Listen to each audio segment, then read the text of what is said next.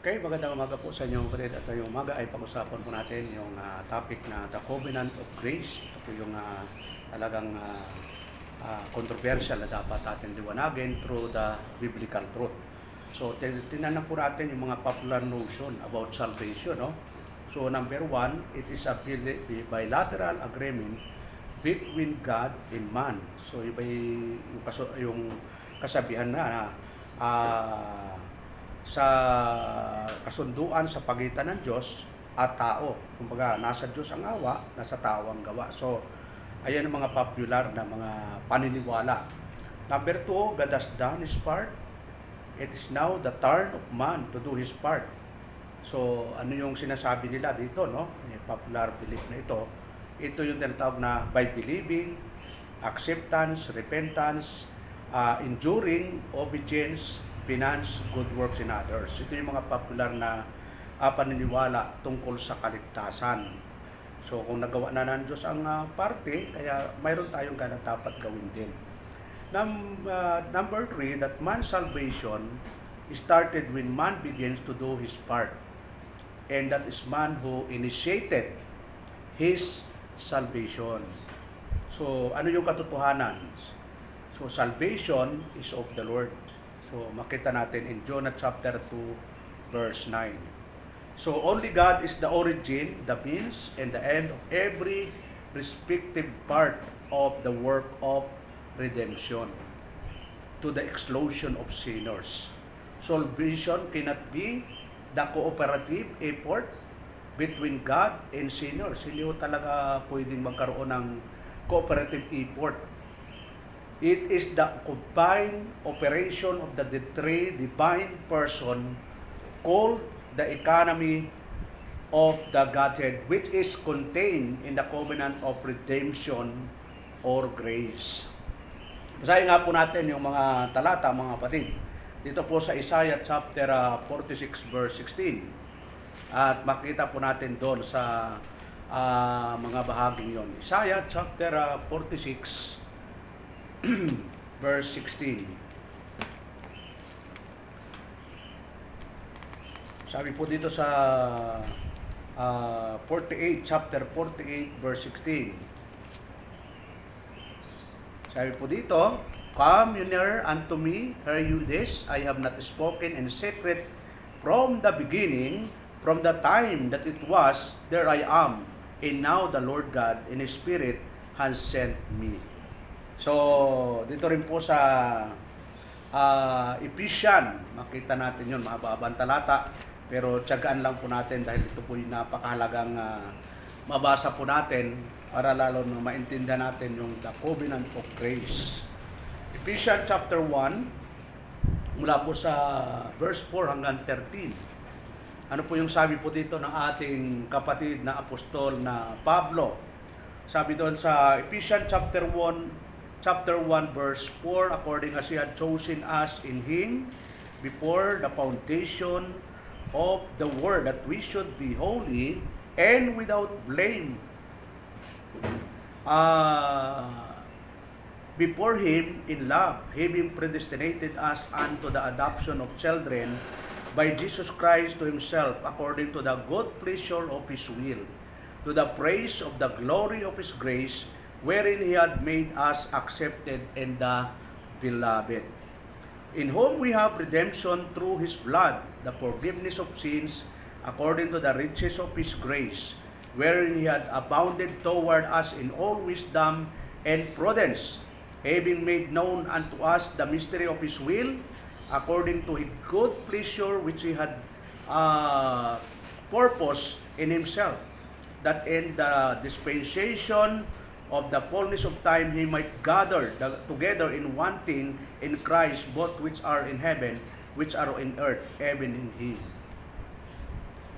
Verse 11, in whom also we have obtained an inheritance, being predestinated according to the purpose of Him who worketh all things after the counsel of His own will, that we should be to the praise of His glory, who first trusted in Christ.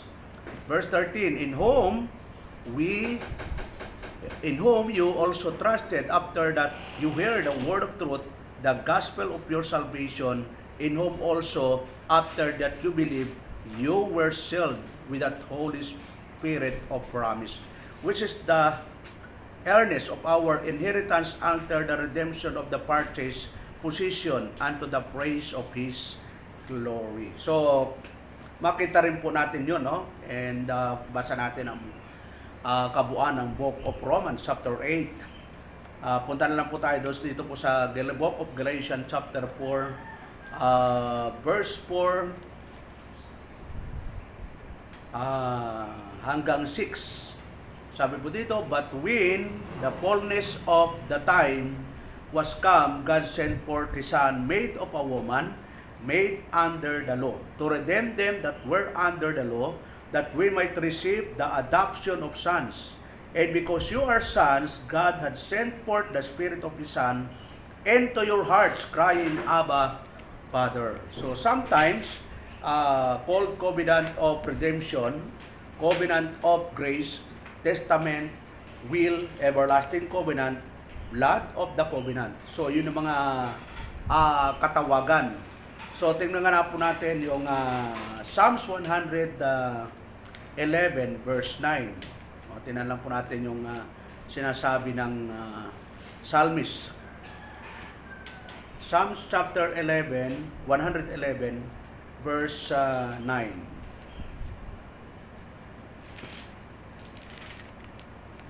Sabi po dito sa verse 9, He sent redemption unto His people. He had commanded His covenant forever. Holy and reverend is His name. Yan. Dito rin po sa Hebrew chapter 10. So basa lang po tayo mga kapatid, no? Mas maganda po yung talata po talaga yung basahin natin para kasi po yung talaga yung kailangan natin. Hebrew chapter 10 verse 29. Sabi po dito sa verse 29, oh how much sorer punishment suppose you shall he be taught worthy, who had trodden under foot the Son of God, and had counted the blood of the covenant, wherewith he was sanctified, an unholy thing, and had done despite unto the Spirit of grace. So, nabinggit po yung tinatawag na the blood of the covenant. Dito rin po sa Hebrew chapter 10 verse 10, sabi po doon sa verse 10, by the which will we are sanctified through the offering of the body of Jesus Christ once for all. Hebrew chapter 13 verse 20. Ano po yung sabi po dito sa verse 20, now the God of peace that brought again our Lord Jesus, that great shepherd of the sheep, through the blood of the everlasting covenant. Yun, through the blood of the everlasting covenant. Matthew 26. Tingnan natin yung mga verses mga matid. Matthew chapter 26 verse 28. At makita natin yung mga biblical terminology tungkol sa covenant. Matthew 26 verse 28. Sabi po dito sa verse 28, for this is my blood of the New Testament, which is shed for me, for many, for the remission of sins. New Testament, bagong testamento. So yung dugo pala ni Kristo ay nangangahulugan ito ng tinatawag na bagong testamento o bagong kasunduan. Dito rin po sa Luke chapter 22 verse 20. Luke chapter 22 verse 20, sabi po dito sa verse 20, likewise also the cup after supper, saying, this cup is the New Testament in my blood, which is shed for you. New Testament in my blood. So, we cannot fully understand what salvation by grace as apart from the understanding the covenant of grace. It is the spring from the spring which salvation by grace flows. It is the driving force behind salvation by grace. All the deep biblical terms and doctrines such as election, predestination, His people, His elect, His sheep, His chosen, ordained to eternal life, everlasting love, the called, all the Father giveth to Christ, and can be clearly understood only by the understanding the covenant of grace. So pag naintindihan po natin yung covenant of grace, madali na lang po yung mga aral, mga doktrina na ating pag-aralan. Kasi babagsak po tayo dito sa the covenant of grace, nako yung mga aral po natin ay wala, hindi po magiging maayos po yung ating pagkaunawa. So, the deep blindness that the theory of Arminianism and semi-Pelagianism are best treated only by knowing the covenant of grace. So, alinman do sa dalawa, kapag hindi po inakap yung covenant of grace, ay ang magiging malalim po sila sa pagkabulag. Talagang ididipinsan na po nila yung kamarian. So, covenant of grace is an agreement made and agreed upon. Ito, tatandaan po natin. By the God the Father, God the Son, and God the Holy Spirit to save a certain number of human race. So, doon lang po na po paloob yung covenant of grace. Wala ho tayo doon. Hindi ho tayo kasama doon sa covenant of grace. Sila po yung nagplano, nag-usap, o sila po ang involved, yung tatlo. The word testament and covenant are from the same word in the original, diatheke, which means contract, a will, testament. So, tingnan natin, may tatlong napapaloob doon. Number one, it is a unilateral, one-sided, pang-isahan, agreement with stipulation for its fulfillment resting only on God, not a bilateral, two-sided, pandalawahan, contract that depends on both God and man for successful outcome. So, hindi po yun, no? Unilateral po talaga, hindi bilateral.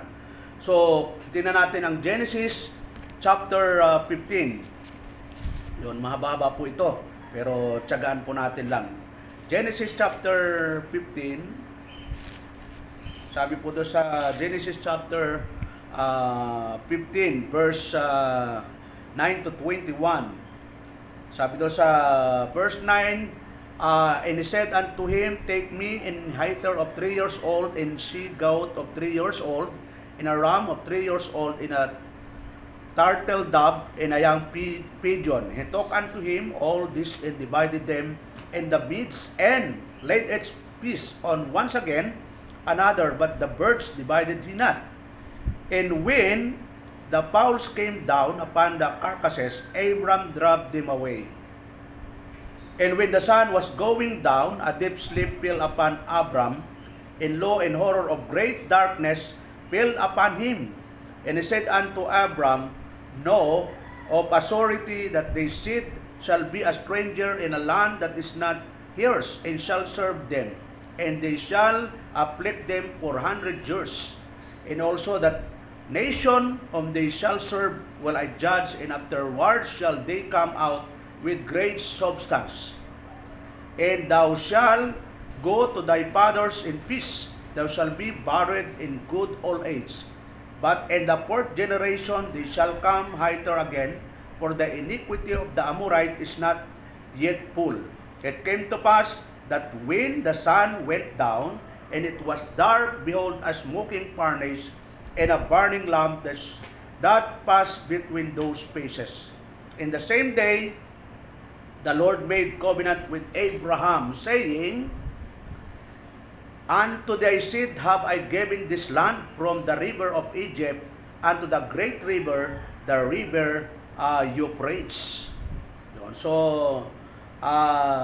makita natin po, mga kapatid, na mayroong tinatawag pong covenant, no? Titignan natin sa verse 19, the Kenizzites, and the Cadmonites, and the Hittites, and the Perizzites, and the Rephaims, and the Amorites, and the Canaanites, and the Gergasites, the Jebusites. Yun yung covenant na ibibigay po kay Abraham, yung mga lugar na yon, no? So, yung tinatawag pong unilateral. So, ang Diyos lang po ang nakikipag-covenant. Recipient lang po tayo. So, wala hong binigay na kondisyon ang Diyos sa binibigyan niya ng biyaya. Number 2, it is a monergistic, the work of one, not synergistic, the work of many. Pag sinabing monergistic, isa lang po yung gumawa. So pagdating sa covenant of grace, Diyos lang po talaga ang gumawa doon. Hindi po tayo kasama doon. So God is the active party and man is the passive beneficiary. So beneficiary lang pa tayo na yung binayaan tayo ng biyaya. So kailangan bilang binigyan ng biyaya ay kailangan maging passive tayo. Kailangan mayroong continuous na pagsunod sa Diyos na nagbigay ng biyaya. This salvation is depicted as a gift bestowed, not a wage earned, an inheritance, not a reward. Romans 6:23, kasi hindi naman pwedeng bigyan tayo ng reward kasi wala naman tayong ginawa. So ito ay talagang biyaya ng Diyos. Tingnan natin ang Roma chapter 6 verse 23. Makita natin na hindi katapat tayong bigyan ng biyaya. Pero sa kabila nun, Diyos na ang nag-initiate. 6:23 sabi doon, for the wages of sin is death, but the gift of God is eternal life through Jesus Christ our Lord. So yung regalong yon ay hindi po dahil may ginawa tayong tama o may ginawa tayong kalugod-lugod sa Diyos. Yung regalong ibinigay sa atin ng Diyos, resulta ito ng kanyang kahabagan, yung kanyang everlasting love, yung kanyang pagmamahal sa atin from the foundation of the world sa mga chosen people. Tingnan rin po natin sa Romans 8:17, no? Ano po yung sabi sa 8:17? And if children, then heirs of God and joint heirs with Christ, if so be that we suffer with Him, that we may be also glorified together. Ano pa? Hebrew 9:15.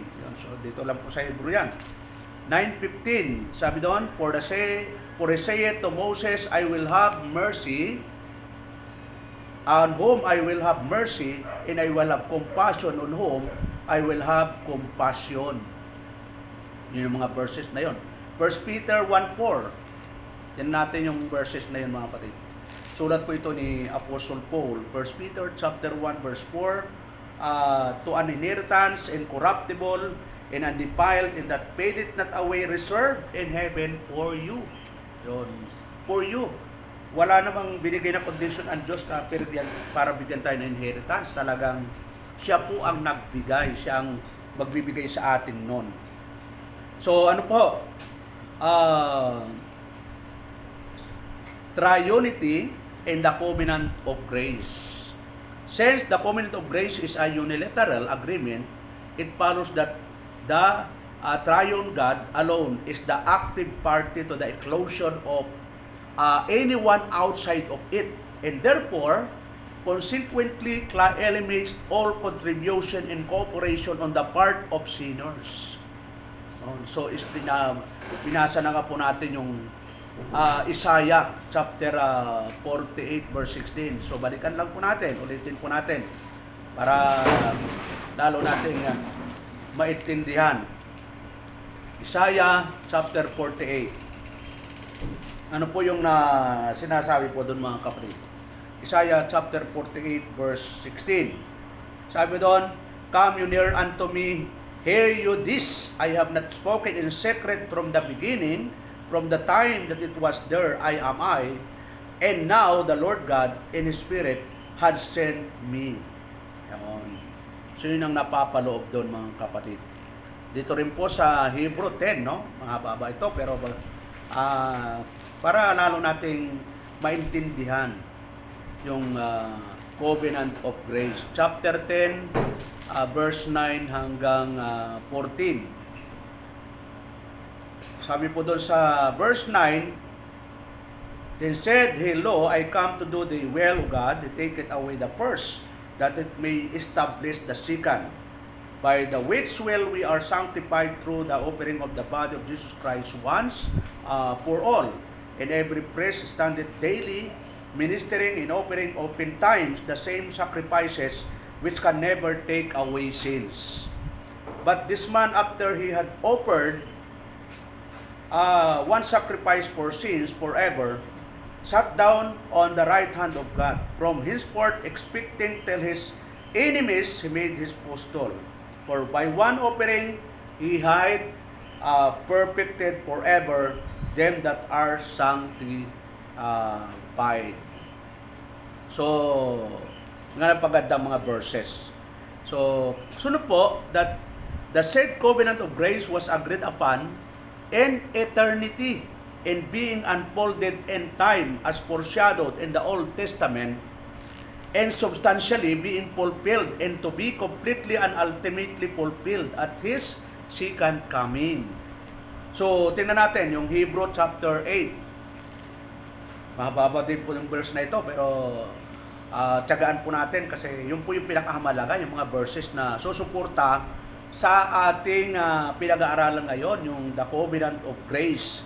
Hebrew chapter 8, verse 6 to 13. Sabi po dito, but now had they obtained a more excellent ministry, but how much also he is the mediator of a better covenant, which was established upon better promises. Ano pa? For it had the first covenant had been faultless, then should no place have been sought for the second. For finding fault with them, he saith, behold, the days come, saith the Lord, when I will make a new covenant with the house of Israel and with the house of Judah, not according to the covenant that I made with their fathers in the day when I took them by the hand to lead them out of the land of Egypt, because they continued not in my covenant, and I regarded them not, saith the Lord. For this is the covenant that I will make with the house of Israel after those days, saith the Lord. I will put my laws into their mind, and write them in their hearts, and I will be to them a God, and they shall be to me a people. And they shall not teach every man his neighbor, and every man his brother, saying, know the Lord, for all shall know me, from the least to the greatest.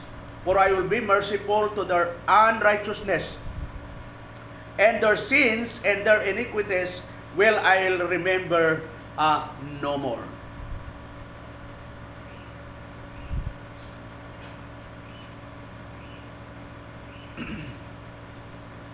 And that he saith, a new covenant he made the first old, now that which decayed and wax old is ready to vanish away. So, yun, napakagandang verses na yun, mga kapatid. So,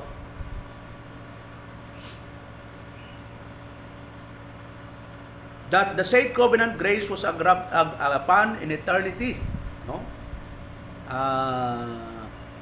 Tinan mo natin, 1:18. Hebrew chapter 9, verse 1 to 18. No, mahaba-haba po ito. Sabi ito sa Hebrew chapter 9, verse 1:18. Then, verily, the first covenant had also ordinances of divine service in a worldly sanctuary. For there was a tabernacle made, the first wherein was the candlestick and the table and the showbread, which is called the sanctuary. And after the second build the tabernacle, which is called the holiest of all, which had the golden censer and the ark of the covenant overlaid young about with gold, wherein was the golden pot that had manna, and Aaron's rod that budded, and the tables of the covenant. And over that the cherubims of glory, shadowing the mercy seat, of which we cannot now speak particularly. Now when these things were thus ordained, the priest went always into the first tabernacle, accomplished seeing the service of God. But into the second went the high priest alone once every year, not without blood, which he offered for himself and for the errors of the people. The Holy Ghost is signifying that the way into the holiest of all was not yet made manifest, while as the first tabernacle was yet standing, which was a figure for the time then present, in which were offered both gifts and sacrifices, that could not make him that did the service perfect, as pertaining to the conscience, which stood only in meats, in drinks, in drivers, washing in carnal ordinances imposed on them until the time of reformation. But Christ being come on high, praise of good things to come, by a greater and more perfect tabernacle, not made with hands, that is to say, not of this building, neither by the blood of goats and calves, but by his own blood, he entered in once into the holy place, having obtained eternal redemption for us. Eternal redemption. For if the blood of bulls and of goats, if the ashes of an heifer, sprinkling the unclean, sanctified to the purifying of the flesh, how much more shall the blood of Christ, who through the eternal Spirit offered himself without spot to God, purge your conscience from the dead works to serve the living God. And for this cause he is the mediator of the New Testament, that by means of death, for the redemption of the transgressions that there were under the first testament, they which are called might receive the promise of eternal inheritance. For where a testament is, there must also of necessity be the death of the testator. For a testament is of course after men are dead, otherwise it is of no strength at all, while the testator liveth. Whereupon either the first testament was dedicated without blood. For when Moses had spoken every precept to all the people according to the law, he took the blood of calves and of goats with water and scarlet wool and hyssop, and sprinkled both the book and all the people. So, napakagandang mga verses mga kapatid na nagsusuporta doon sa tinatawag po natin na triunity and the covenant of grace.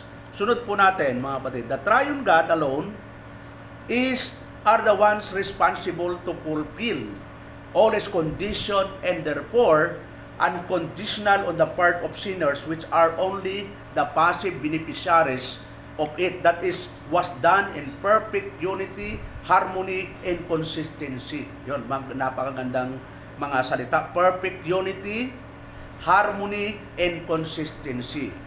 So, God the Father who sovereignly planned. Tanda po natin yun, no? God the Father sovereignly planned, designed, and declared to save the elect and gave them to His Son to redeem.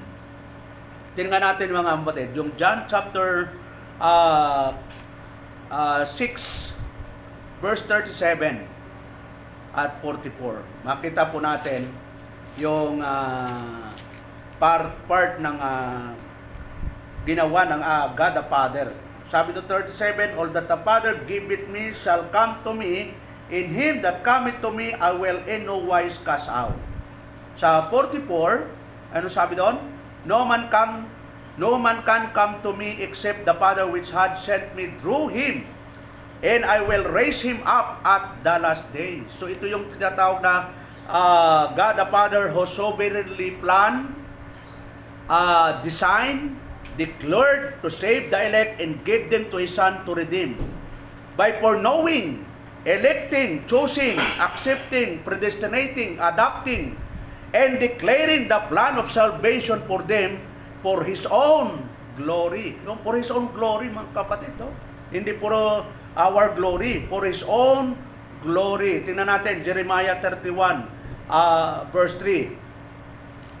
Para masuportahan natin. Maganda po naming mga verses. 31 verse 3, sabi po doon, the Lord hath appeared of old unto me, saying, yeah, I have loved thee with an everlasting love. Therefore, with loving kindness have I drawn thee. So, Ephesians, tingnan natin, no? Ephesians, binasa natin ito kanina, pero ulitin po natin. Para lalo nating makabisado yung mga talata tungkol po sa covenant of grace.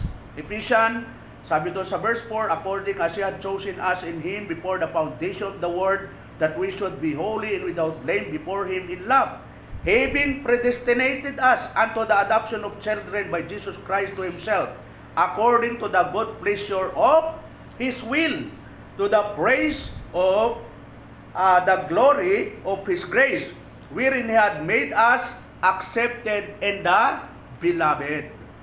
So, makita natin, nandun na po, napapaloob doon. Ano pa, dito sa Ephesians chapter 9, sa verse 9, 11 to 12. Verse 9, ano po sabi doon sa verse 9? Having made known unto us the mystery of His will, according to the good pleasure we had purchased to Himself. Yun, verse 12, ano sa verse 12? Sabi doon, that we should be to the praise of His glory who first trusted in Christ. So, tingnan natin, Isaiah 46, verses 9 to 10. So, basahin nga po natin, mahaba pa naman ang oras. 46, verse 9 hanggang 10, sabi doon, 46, verse 9 up to remember the former things of old, for I am God, and there's none else. I am God, and there's none like me. Verse 10, declaring the end from the beginning, and from the ancient times the things that are not yet done, saying, my counsel shall stand, and I will do all my pleasure. Tingnan natin ang Isaiah chapter 14, verse 27. Isaiah chapter 14, verse 27. Sabi po dito ng Isaiah, verse 27, for the Lord of hosts had purpose, and who shall annul it? And His hand is stretched out, and who shall turn it back? Siyempre, yung paborito ng lahat, no? At lahat ay ginagamit yata ito dito po sa Book of Romans, chapter 8, verse natin sa 28. At marami hong nagkakamali ng paliwanag po dito, no? So, Romans chapter 8, verse 28 hanggang 30, ano po yung sabi po dito ni Apostol Pablo, and we know that all things work together for good to them that love God, to them who are the called according to His purpose, for whom He did foreknow, He also did predestinate to be conformed to the image of His Son, that He might be the firstborn among many brethren. For over whom He did predestinate, them He also called, in whom He called, them He also justified, in whom He justified, them He also glorified. So, God the Son, fulfilling the condition stipulated in through the work of redemption, assuring that none of those given by the Father is lost. Yun. Babasahin po natin ito, no? John chapter 6. Hanggang paulit-ulit lang naman ang verse, pero napakaganda pa ulit-ulitin kasi lalong nagiging maliwanag pagka lagi natin pinapaulit-ulit na basahin yung mga verses na ating matutunan. Tingnan natin yung napapaloob. Simulan natin sa 37 hanggang 40. Sabi doon sa 37, although the power giveth me shall come to me, in him that cometh to me I will no wise cast out, for I came down from heaven, not to do my own will, but the will of him that sent me. And this is the Father's will which had sent me, that of all which He had given me, I should lose nothing, but should raise it up against the last day. So, maliwanag po, no, na talagang may ibinigay ang Ama, may binigyan. Yun po ang ating Amang nagbigay, yung ang binigyan, yung ating Panginoong Jesucristo. Ano po, dito sa John 19:30.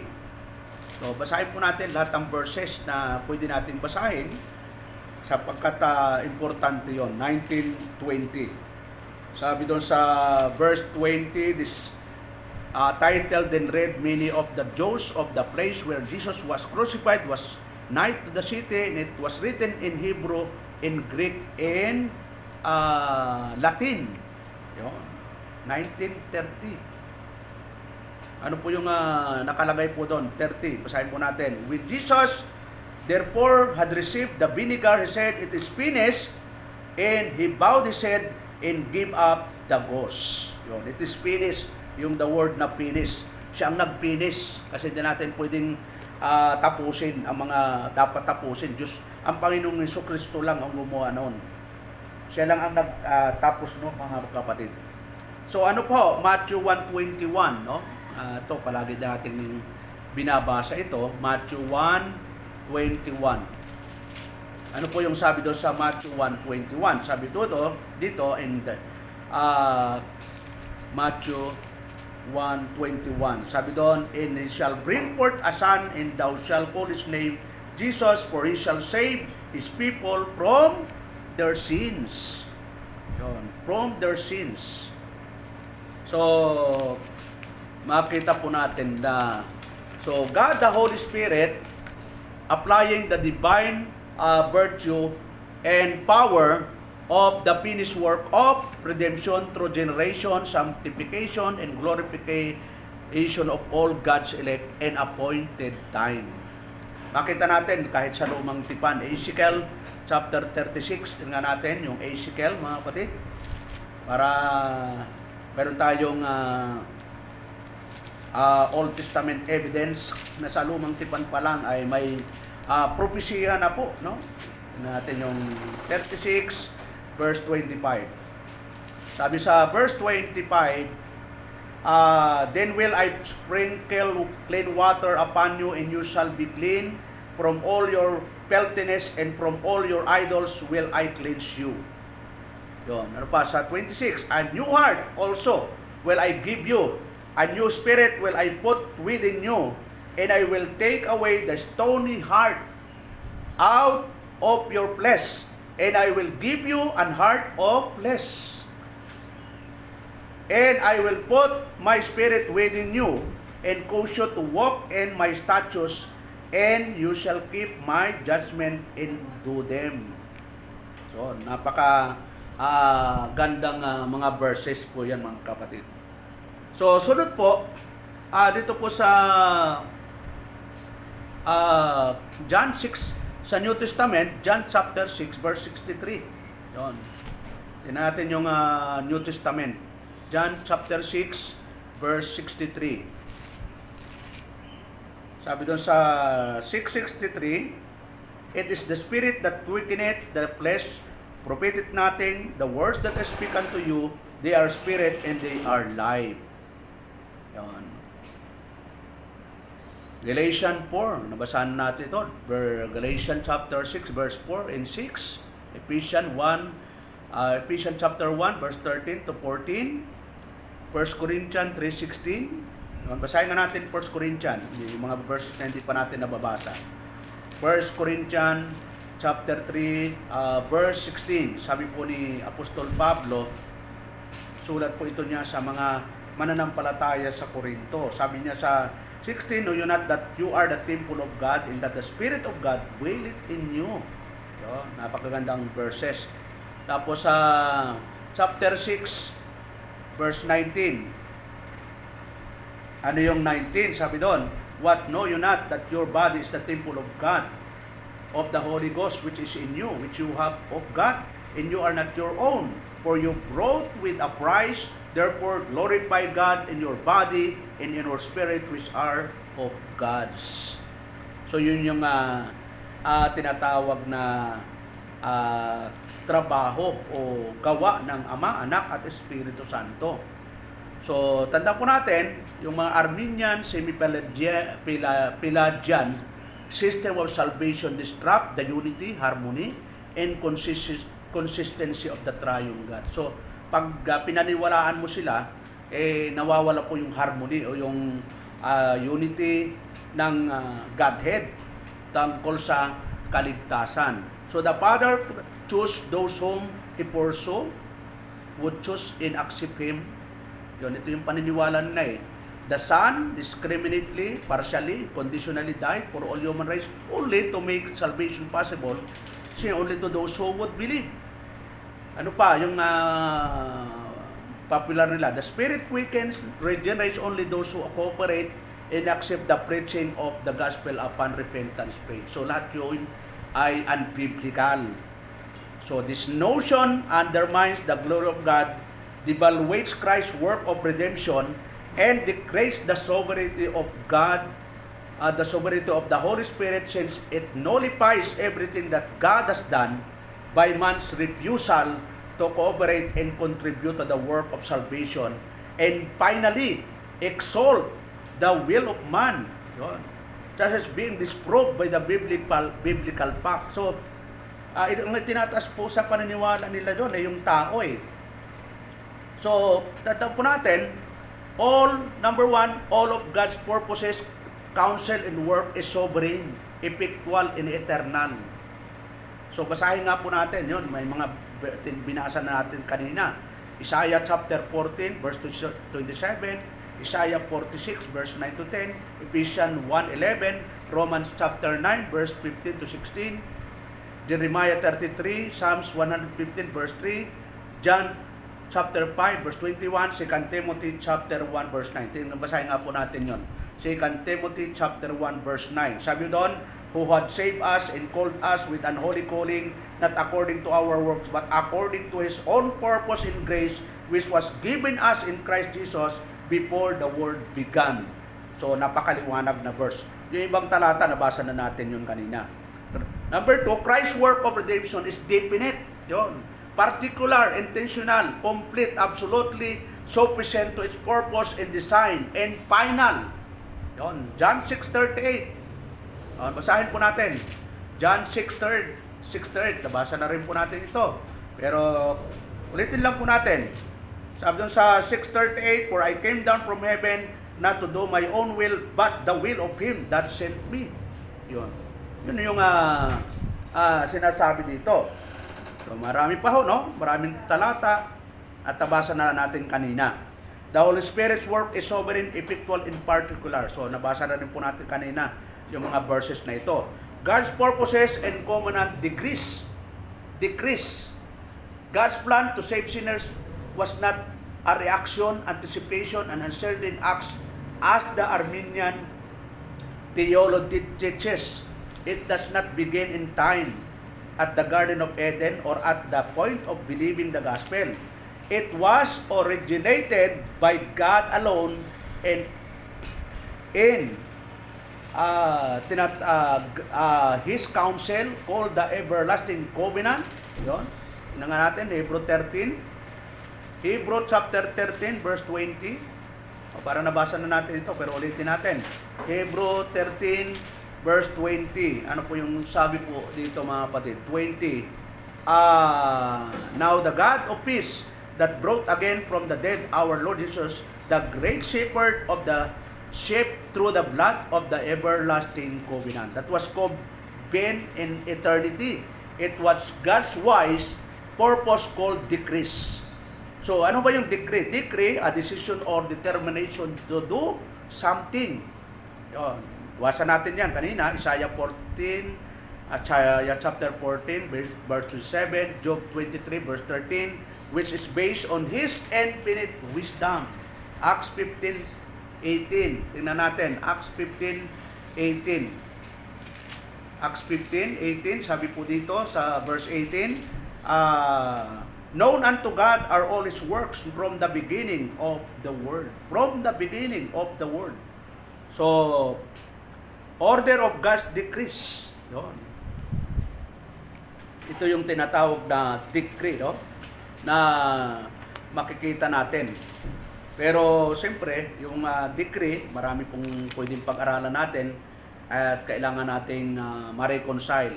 Kasi may mga paniniwala na kailangan nating ayusin ang ating pag-aaral. So, yun lang po mga kapatid sa umagang ito. At nawa tayo po ay nabiyayaan ng mga aral na